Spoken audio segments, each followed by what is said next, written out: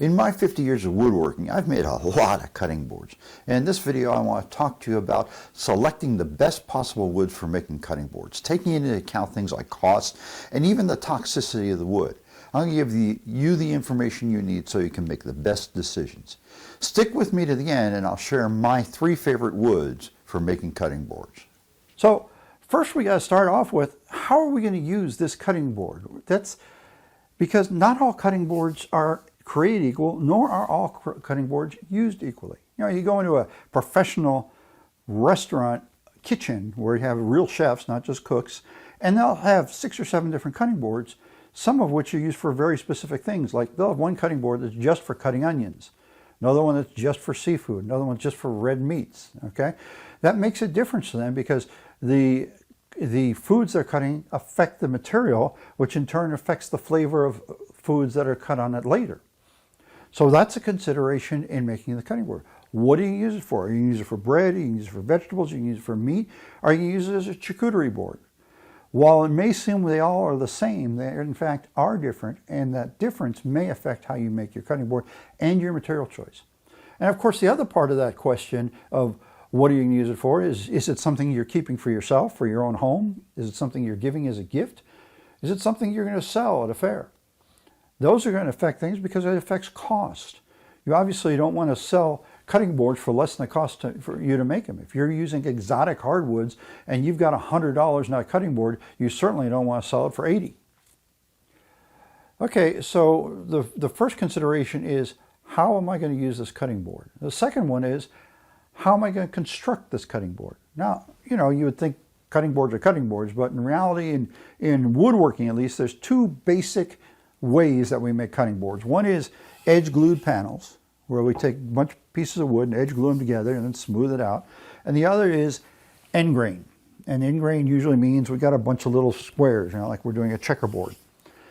And the reason there's both is because different people have different ideas about it. Now, here's what the real difference is, okay? If you've got a cutting board, it's edge grain, and you're cutting it, you're trying to cut across the fibers. And yeah, you will cut some fibers. Depending on the hardness of the wood, it may take a long time to cut them, but you will eventually cut some fibers. End grain cutting boards, on the other hand, you're actually cutting into the end, or you're trying to separate those fibers.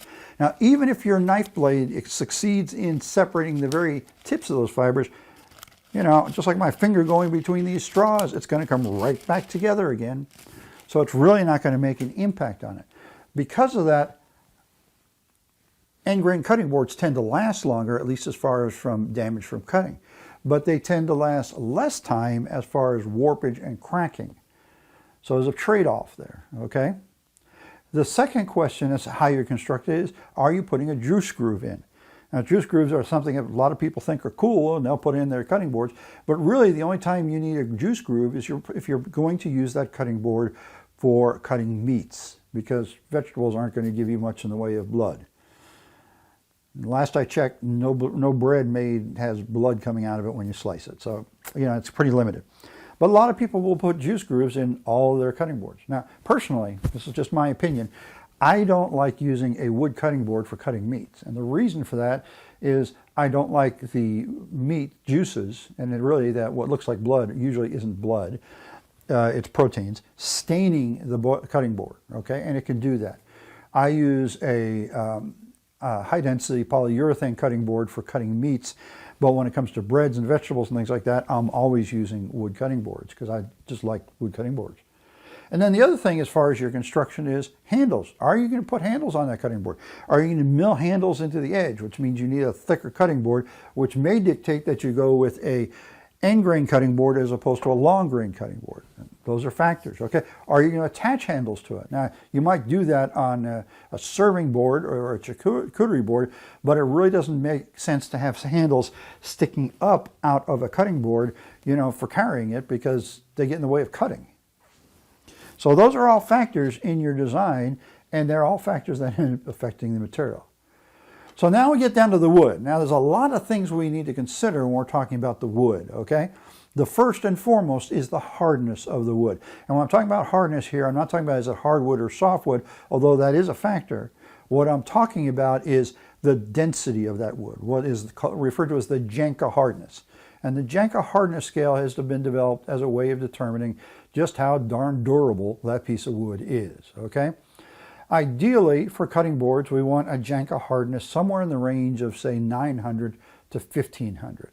All right, to give you an idea, oak is about 1100, maple is about 1400, so cherry is about 900. So we're talking about woods that are kind of in that range, okay? Why? Well, if it's too soft, you're going to end up tearing up the cutting board very easily with your knife.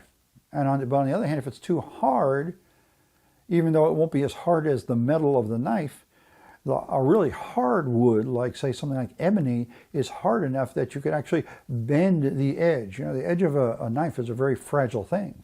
It doesn't really take that much to bend it. So you don't want to be too hard. Now, I mentioned softwoods versus hardwoods a moment ago, okay? Not all softwoods are soft, not all hardwoods are hard, but by and large, softwoods, yes, they are soft. Pine, cedar, woods like that, woods that come from conifers or trees that don't drop their leaves in the fall, okay, tend to be softer woods. Because of that, the knife will damage the wood more and your cutting board won't last as long. I've got two pieces of wood here just as an example. This is a piece of pine, and as you can see, I've tapered it, and here's a piece of walnut, and this is actually this part here is the sapwood, which is the softer part. Here's the hardwood, and this is just some wane. So in either case, I've got a narrow edge here. This is just a normal 8-inch French chef's knife of the type you would find if you bought a set of knives at, say, Walmart or Kmart or someplace like that. It's stainless steel. It's decent quality, but the problem with stainless steel for knives is that the chromium in it tends to make them brittle, which means that the edges chip more easily. It's really hard to maintain a good edge like you can with high carbon steel. So what I want to show you here is that I can cut fairly easily into this piece of pine with this. If you can imagine this being like me cutting veggies on the cutting board, what I'm doing is I'm just tearing up the wood. And that's what's going to happen if we use pine. Now, let's try the same thing with this piece of walnut. And yeah, I'm getting some scratching. I am damaging the wood, but I'm not making anywhere near the damage I was on that piece of pine. So while this board, the board made of walnut, would still see some damage, especially if I was really trying to cut it like I am now, I'm not going to get the long-term damage on that I am on this. The next consideration is porosity of the wood. How porous is the wood? Now, I said a moment ago my opinion about making cutting boards has changed through the years, and early on I thought oak was the material, and I made a number of oak, red oak specifically, cutting boards for my own family use, for gifts, whatever, and that was basically the only material I used. Well, there's a problem with oak, and that's very porous, and what that allows is the juices, especially meat juices, to soak into the wood very easily, and if it soaks into the wood, now you've got a great opportunity for bacteria to grow in there, and you could end up contaminating the board, which could in turn contaminate food. I rarely use oak anymore, even though this cutting board is predominantly oak, and this cutting board has some oak in it. Of course, these were both made several years ago, before I came to the realization of the risk in using oak. So porous woods are dangerous in that sense. Of course, another factor is cost. How much does that wood cost? There's some gorgeous woods out there that are very expensive. One of my favorite woods is zebra wood, and it tends to run about $25 a board foot. So that means to make just a very basic cutting board, say 1 foot by 2 foot, or a little less than 1 foot by 2 foot, is probably going to cost me a minimum of $50 if I try and make it out of zebra wood. That's expensive. Well, I could do the same thing using zebra wood together with, say, cherry or maple or walnut or something. There's other ways of getting around that. But cost is a factor, especially when we're talking about cutting boards for sale. Toxicity is something we need to consider. Now, don't get too worried here, okay? Toxicity in woods is normally in reference to breathing in the wood dust. If you go on the wood database, which exists online, and you look up any wood, it will tell you about the toxicity of that particular wood. And there are some woods that have some toxicity issues. If it's just breathing the dust, that's something that concerns you as the woodworker. Wear a mask, have an air filter in your shop. But if it's something that can get into the food, that's something that really needs to concern you, as far as you don't want to give this as a gift. You don't want to sell this to somebody, okay? Just a couple of woods to think about this. Pine is a resinous wood. And because pine is a resinous wood, the rosin could end up getting leaching out of the wood and into the food that you're doing, okay? Oak has tannins in it, which can react with metals and cause them to be blackened. So that doesn't affect the food, but it might affect your knives, especially if you don't have stainless steel knives, if we're talking high carbon steel knives. And then one other consideration here that I want to mention is staining. Some woods stain other woods. In other words, the coloration of the wood tends to bleed into other woods. And this is especially noted when we use padauk. And I know padauk is a very popular wood, and it's even popular for cutting boards because it's just a really nice red color. But if you put that side by side with maple, there's a really strong chance that you're going to get some red bleeding onto your maple. And that can be problematic. All right, there's ways around that. There's ways to take care of that, to work with that. But to me, I'd rather just avoid it, okay? So that's another consideration. And then there's the whole issue, I mentioned a moment ago about cost, but the issue of domestic versus exotic. Now, exotic just means foreign hardwoods. Any and all hardwoods that come from anywhere overseas, including Mexico, are considered to be exotic hardwoods. Okay, what's the big difference here? Well, there's two main differences. Number one is exotic hardwoods are always more expensive, period. The cheapest exotic hardwood is more expensive than the most expensive domestic hardwood. So you're jacking your project cost up quite a bit that way. Now, if you still want to use those exotic hardwoods, like I mentioned zebra wood a moment ago, one way to do it is mix it with other woods. Like you look at this particular board here is walnut with some cherry and maple, okay? Instead of those, I could have gone walnut and just say a strip right here, a single strip of zebra wood. I wouldn't have had to invest a lot in my zebra wood, but I would have gotten the impact of the pattern, the graining and figuring of that zebra wood. That's a way you can handle that. Some people try and say that all exotic hardwoods are toxic, and that is not true. So don't buy into that one, okay? Again, you can go to the wood database to check for that for yourself.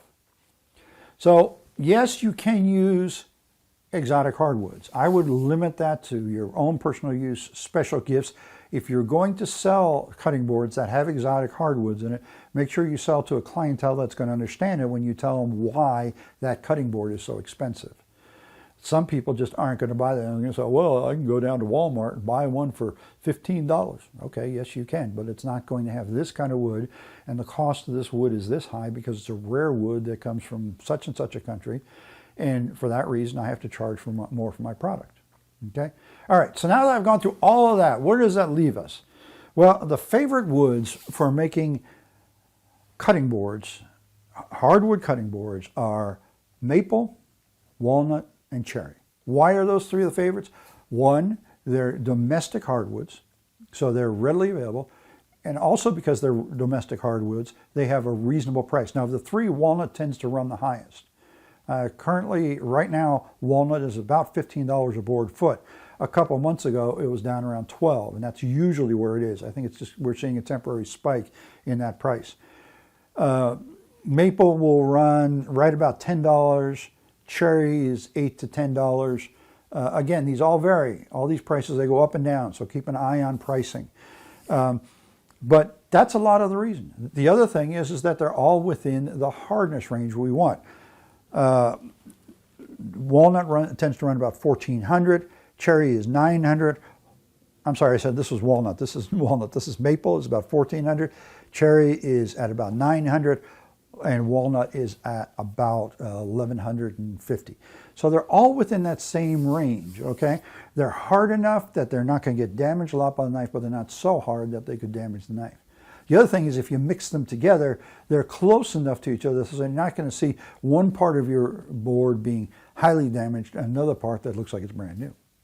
So those are my recommendations, and I think you'll find a lot of other people would say the same. Maple, walnut, and cherry are your common woods for making hardwood cutting boards. Now, if you want to add exotic hardwoods, like I said a moment ago, feel free to do so. You'll really add a lot to the style and the design and the beauty of your cutting boards. But if you're going to sell them, keep that in mind and make sure you educate your customers so that they won't feel offended that you're overcharging them for something they could get at Walmart for $15.